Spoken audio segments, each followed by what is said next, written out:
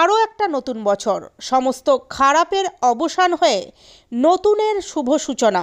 বছরের প্রথম দিনে কলকাতার প্রায় সমস্ত দর্শনীয় স্থানে উপচে পড়া ভিড়।